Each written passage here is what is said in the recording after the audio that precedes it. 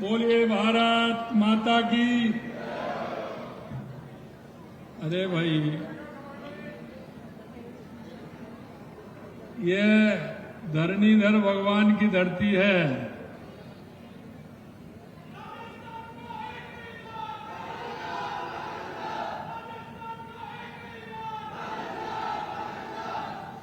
तो भारत माँ का नारा ऐसा लगे जो लोगों के कान तक पहुंचे। बोलिए भारत माता की, भारत माता की, भारत माता की। धरणीधर भगवान की, खाटू श्याम की, वंशी वाले की। आज के इस देवली उनियारा के हमारे प्रत्याशी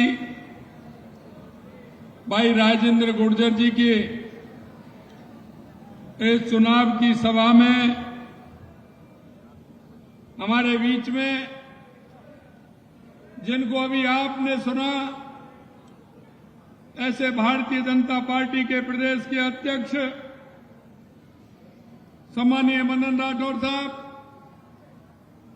हमारी पार्टी के प्रदेश के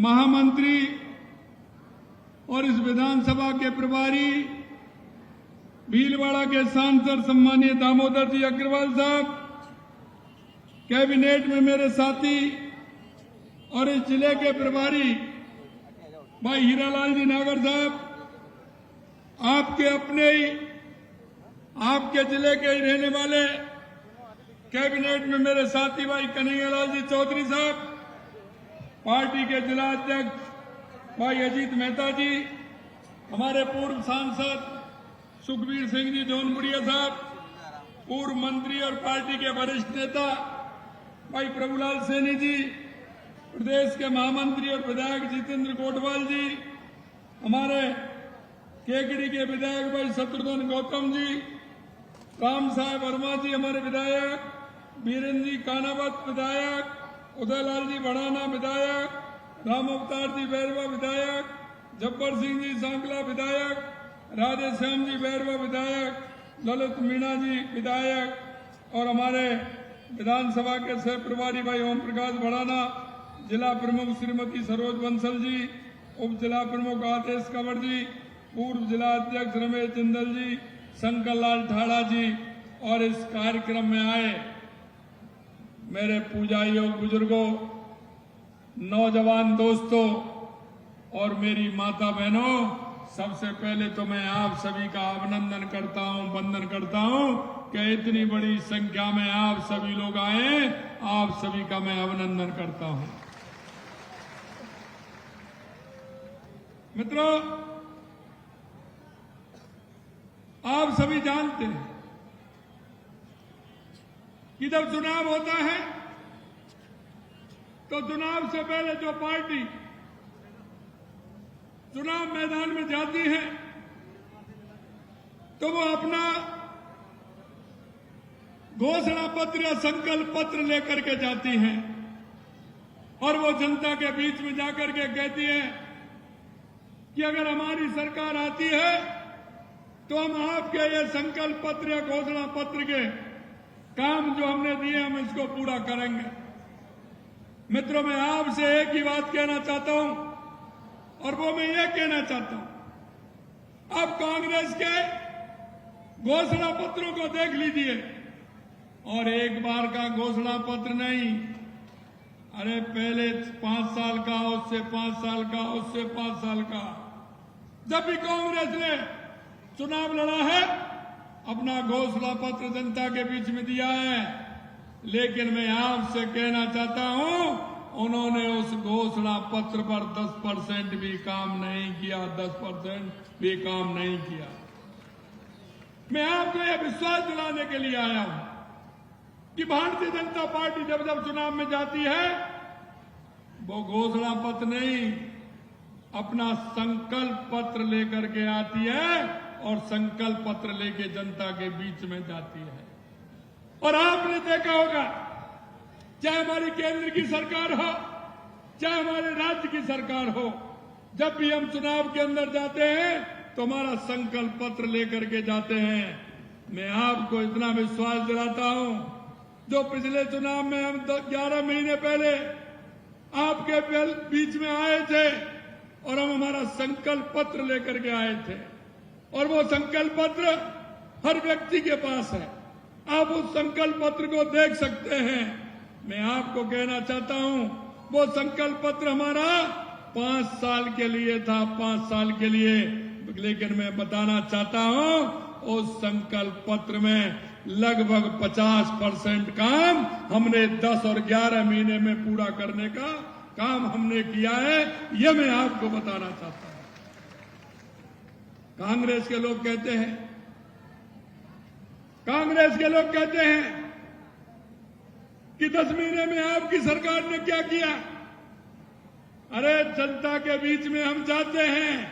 मैं आपको बताना चाहता हूं कि जिस दिन इस हमारी सरकार को 1 साल हो जाएगा, हम जनता के बीच में हिसाब लेकर के जाएंगे कि हमने हमारे 1 साल में ये हमारे संकल्प पत्र पर हमने काम किया है। और आपने देखा होगा, देश के यशस्वी प्रधानमंत्री नरेंद्र मोदी जी जब भी 1 साल होती है, जनता के बीच में पूरा हिसाब लेकर के जाते हैं और अपने काम को गिनाते हैं कि ये काम है। मैं भी आपको विश्वास दिलाना चाहता हूं कि एक एक काम को हम गिनाएंगे। अरे 10-11 महीने का तो अभी आपने ट्रेलर देखा है। अरे फिल्म तो अभी चालू होने वाली है, चिंता मत करिए। इसलिए मैं कहना चाहता हूं कि आपके बीच में एक ऐसा कार्यकर्ता जो हमेशा आपके दुख और दर्द में हमेशा साथ रहता है, ऐसा हमने कार्यकर्ता आपके बीच में दिया है। आप दिन में जाइए, रात में जाइए, कभी भी जाइए, राजेंद्र गुर्जर जी से मिलिए। सीधा साधे आदमी है, सीधा साधा व्यक्ति है। जब भी आप जाएंगे, आपकी बात को सुनेंगे। आपके दुख में और दर्द में हमेशा शामिल होने वाले भाई राजेंद्र गुर्जर जी हैं।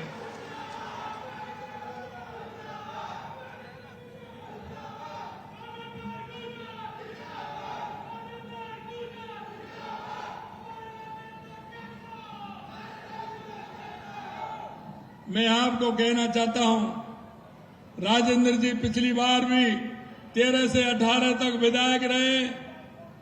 आपकी सेवा करने में उन्होंने कोई और कसर नहीं छोड़ी। आपके बीच में उन्होंने सेवा की है और आगे भी वो सेवा करेंगे।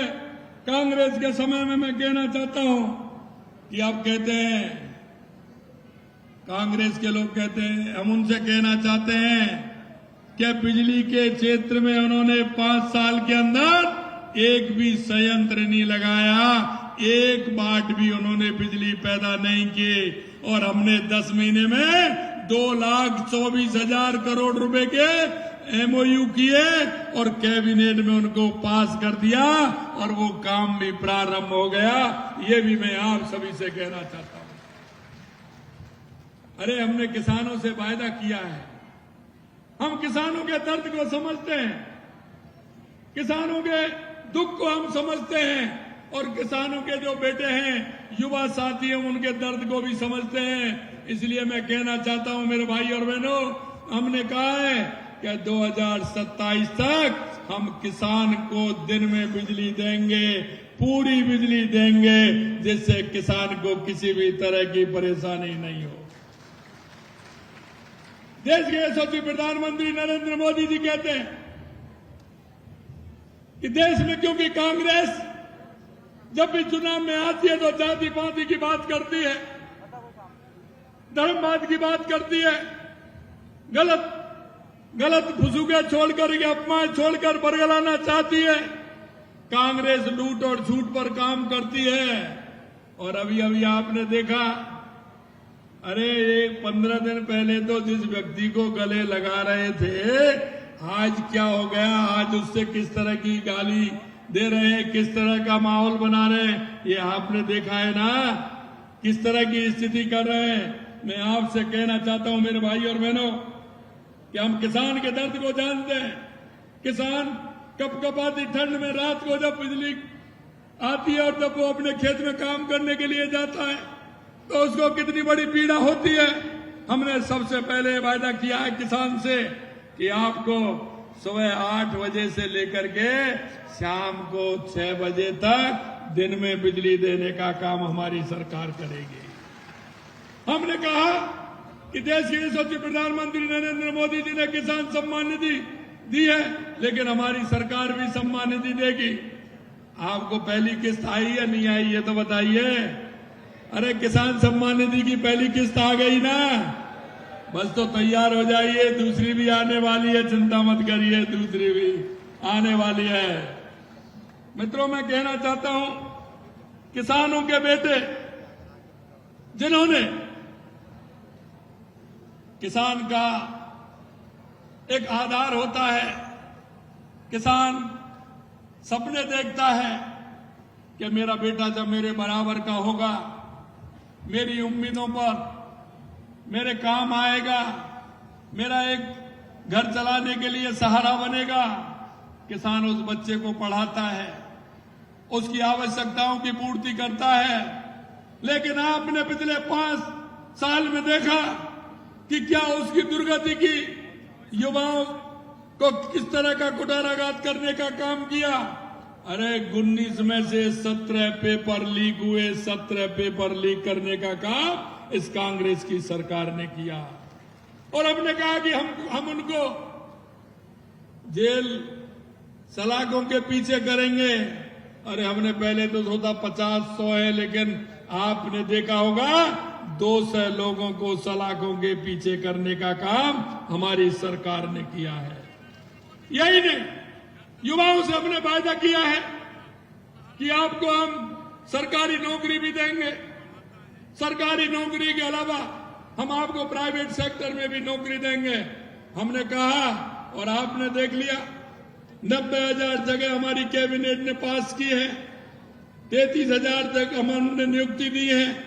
एक बात मैं आपसे पूछना चाहता हूं, 60,000 चतुश्रेणी कर्मचारी के रिक्त पद थे, क्या वो 10 महीने में हो गए?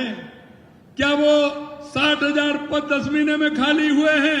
मैं आपसे पूछना चाहता हूं मेरे भाई और बहनों कि आप बताइए कि 60,000 वैकेंसी कितने दिन की थी?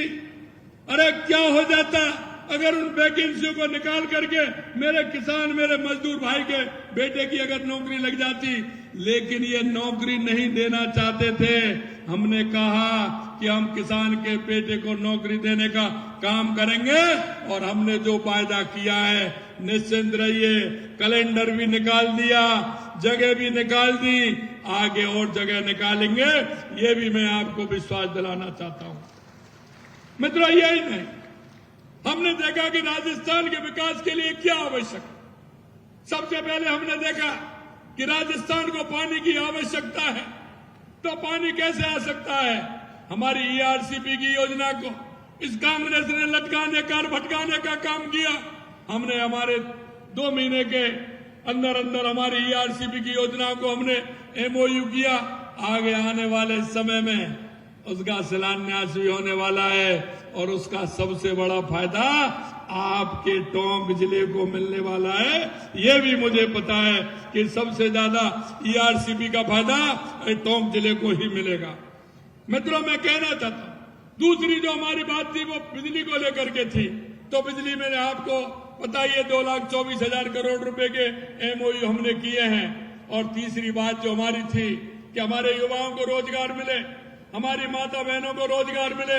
हमने कहा कि हम राइजिंग राजस्थान के माध्यम से हर गांव ढाड़ी में भी रोजगार उत्पन्न करेंगे। और हमारे राजस्थान में अपार संभावना है, चाहे वो माइनिंग के क्षेत्र में हो, चाहे पर्यटन के क्षेत्र में हो, चाहे हमारी शिक्षा के और चिकित्सा के क्षेत्र में हो। हमने कहा हर क्षेत्र में हम राइजिंग राजस्थान के माध्यम से हर क्षेत्र में उद्योग लगाने का काम हमारी सरकार करेगी। मित्रों, मैं कहना चाहता हूं, आपने देखा होगा ये कांग्रेस के लोग कैसे हैं। इनको वोट चाहिए, इसको देश से प्रदेश से कोई लेना देना नहीं है। मैं आपसे पूछना चाहता हूं, क्या धारा 370 हटना चाहिए? आपने पूछना चाहता हूं, धारा 370 हटना चाहिए क्या? अरे पीछे तक बताएं। देश के यशस्वी प्रधानमंत्री नरेंद्र मोदी जी ने इस देश के कलंक को हटाने का काम किया। अमित शाह जी ने इस देश के कलंक को हटाने का काम किया। लेकिन कल आपने देखा ना, जम्मू कश्मीर के अंदर ये कांग्रेस के लोग उन लोगों के साथ खड़े हैं और विधानसभा के अंदर कह रहे हैं कि धारा 370 को हटाएंगे। क्या ये हटा पाएंगे क्या? मैं आपसे पूछना चाहता हूं, अरे राहुल गांधी जी, अरे आपकी तो बात छोड़िए, आप अपने पापा जी को भी ले आए तो कश्मीर से धारा 370 नहीं हट सकती। और ये जिस तरह की बात करते हैं, इन्होंने हमेशा देश के विरोध में बात की है। जब हम कहते थे रामलला हम आएंगे, मंदिर वहीं बनाएंगे, तो ये क्या कहते थे कांग्रेस के, पता है? रामलला हम आएंगे, मंदिर वहीं बनाएंगे, तारीख नहीं बताएंगे। ये जुमला करते थे हमारे पीछे। हमने कहा हमने तारीख शिलान्यास की भी बता दी और हमने तारीख रामलला जिस दिन पधारे थे वो भी हमने बता दी, क्योंकि ये भारतीय जनता पार्टी है, जो कहती है वो करके बताती है, कहती है वो करके बताती है। जब जब चुनाव आते हैं तो एक नया फसूका छोड़ देते हैं, एससी एसटी के लोगों को भड़काने का काम करते हैं। अरे बीजेपी आ जाएगी, आरक्षण हटा देगी। एक बात बता दूं मैं आपको, लोकसभा के बाद कोई कांग्रेस वाला आपके बीच में आया क्या? कोई लोकसभा के चुनाव के बाद आपके बीच में आया क्या? सिर्फ लोकसभा में इस तरह की बात इन्होंने की। जब जब चुनाव आते हैं एससी के लोगों को भड़काने का काम करते हैं। हमेशा कांग्रेस ने भड़काने का काम किया, आपस में जाति पाति की बात की, धर्मवाद की बात की। अगर सही मायने में मैं कहूं तो ये कांग्रेस भ्रष्टाचार की जननी है, भ्रष्टाचार की जननी है। आपने देखा होगा, एक आते हैं कांग्रेस के नेता, आते हैं घुमाते हैं। अरे आपने हरियाणा में घुमा लिया, पहले राजस्थान में घुमा लिया, ये घूमने वाला नहीं है, ये राजस्थान की जनता है, पूरी तरह से जानती है। कई लोग हैं जिन्होंने कांग्रेस में जिस तरह का भ्रष्टाचार किया है, अब उन भ्रष्टाचारियों को दर्द हो रहा है। एक तरफ तो दर्द ये हो रहा है कि उनका भ्रष्टाचार बंद हो गया, और दूसरी तरफ दर्द ये हो रहा है कि धीरे धीरे उन भ्रष्टाचारियों के गलेबान तक धीरे धीरे पुलिस आ रही है, धीरे धीरे जांच हो रही है, तो वो तड़पड़ा रहे हैं। कल मैंने यह सुना था, कोई नेता इस तरह का बयान दे रहे थे, अरे तुम क्या करोगे, तुम्हारी तो कोई वो ही नहीं है, कोई वॉइस ही नहीं है, तुम कुछ नहीं कर सकते। मित्रों, मैं कहना चाहता हूं, हमारी सरकार ने जो कहा वो आपको करके दिखाया। हमने आपसे कहा था कि डीजल पेट्रोल हम सस्ता करेंगे, तो पहली बार आपने देखा होगा 7 रुपए 57 पैसे और 6 रुपए 40 पैसे हमने पेट्रोल डीजल पर कम किया। यही नहीं, हमने कहा गरीबों को हम 450 रुपए में सिलेंडर देंगे, हमने 450 रुपए में सिलेंडर देने का काम किया। सामाजिक सुरक्षा पेंशन बढ़ाने का काम किया। यही नहीं, मैं आपको कहना चाहता हूं, जिस तरह से कांग्रेस ने भ्रष्टाचार किया उसे भी उजागर करने का काम हमारी सरकार कर रही है। मैं आपसे इतना ही निवेदन करना चाहता हूं कि आप सभी लोग ये अपनी, क्योंकि ये कांग्रेस अपनी हार के डर से बौखलाए हुए हैं, प्रदेश में किस तरह की ये बात करते हैं। आज जो लोग नफरत की भाषा बोल रहे हैं, वो तब मुंह पर टेप चिपकाकर बैठे थे जब सरेआम कन्हैया लाल की हत्या हो रही थी। अब तो अपराधी जो अपराध छोड़ रहे हैं, राजस्थान छोड़ रहे हैं। हमने कहा था कि जो गैंगवार होती थी कांग्रेस के समय पर, वो गैंगवार नहीं होगी। हमने जिस दिन से एंटी गैंगस्टर फोर्स का गठन किया है, हमने कहा अपराधी या तो राजस्थान में आएगा नहीं, आएगा तो वापस जाएगा नहीं। यही मैं आपसे कहना चाहता हूं। मित्रों, मैं अंत में आपसे इतना कहना चाहता हूं, कांग्रेस की जिस तरह की नीयत रही है, कांग्रेस की हमेशा जिस तरह से नीयत रही है, आज भी उसकी वही नीयत है। वो जिस तरह से बांटने का काम करते हैं, मैं आपको इतना ही विश्वास दिलाना चाहता हूं, भारतीय जनता पार्टी देश के यशस्वी प्रधानमंत्री नरेंद्र मोदी जी के नेतृत्व में ये हमारी डबल इंजन की सरकार है। और ये डबल इंजन की सरकार आपने देखा है, 10 महीने का काम भी आपने देखा है। मैं इतना ही कहूंगा कि जिस तरह से आपने भारतीय जनता पार्टी को विधानसभा के चुनाव में आपने जिस तरह से सहयोग करते हुए बहुत भारी बहुमत के साथ भारतीय जनता पार्टी को जिताया, और अब ये आपके हमारे 7 चुनाव हैं। मैं देख रहा हूं, जैसा कि माननीय अध्यक्ष जी कह रहे थे, 7 चुनावों में कांग्रेस एक भी जगह आने वाली नहीं है, एक भी जगह आने वाली नहीं। मैं अंत में आपसे इतना ही कहूंगा कि आप इस देवली उनियारा से विकास की गाथा लिखेंगे। हे मेरे भाई और बहनों, तुम इस मुल्क के मालिक हो। इस मुल्क के मालिक को एक ऐसा बना दिया, क्योंकि जो मालिक है उसको तो इन्होंने भिखारी बनाने का काम कांग्रेस के लोगों ने किया, और जो भिखारी थे वो आज मालिक बने घूम रहे हैं, मालिक बने घूम रहे हैं। हे मेरे मुल्क के मालिक, मैं आपसे यही कहना चाहता हूं कि उठिए और सोचिए, सोच विचार करके देश के यशस्वी प्रधानमंत्री नरेंद्र मोदी जी के नेतृत्व में जो विकास हो रहा है, उस विकास के आयाम को आगे बढ़ाइए, जिससे कि हमारा राजस्थान विकसित राजस्थान बने, हमारा भारत विकसित भारत बने। उन बुनियादी ढांचों को छूइए और छू करके हमारा जो ये विकास का पहिया जो आगे बढ़ रहा है उसको बढ़ाने का काम करिए। आपने देखा है, देवली उनियारा के विकास के लिए हमारी सरकार ने जिस तरह से घोषणा की, लगभग पहला बजट होगा ये जो 1000 करोड़ रुपए देवली उनियारा के विकास के लिए दिया गया है। 1000 करोड़ रुपए दिया गया है। साथ मैं कह रहा था, राजेंद्र जी कह रहे थे, हमारे सभी साथी कह रहे थे कि इतना विकास का पैसा आज तक के इतिहास में देवली को मिला, ना टोंक जिले को इतना विकास के लिए पैसा मिला। अरे मैंने कहा, ये जैसा मैंने पहले कहा कि ये तो टेलर है, विकास की गाथा तो अभी चल रही है। आने वाले समय में जो हमारा किसान, हमारा युवा, हमारी महिला, हमारा मजदूर जो भारतीय जनता पार्टी की सरकार से इच्छा और अपेक्षा करता है, हमारे संकल्प पत्र के माध्यम से हम एक एक बात को पूरा करेंगे, ये मैं आपको विश्वास दिलाता हूं।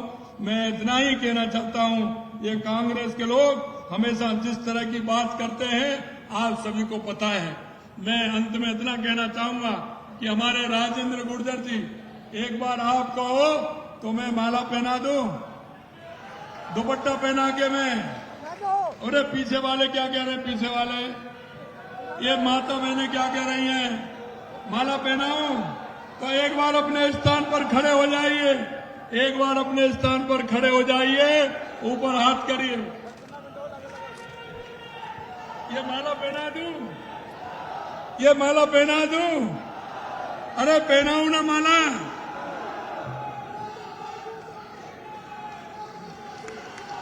बोलिए भारत माता की, भारत माता की, भारत माता की। बहुत बहुत धन्यवाद।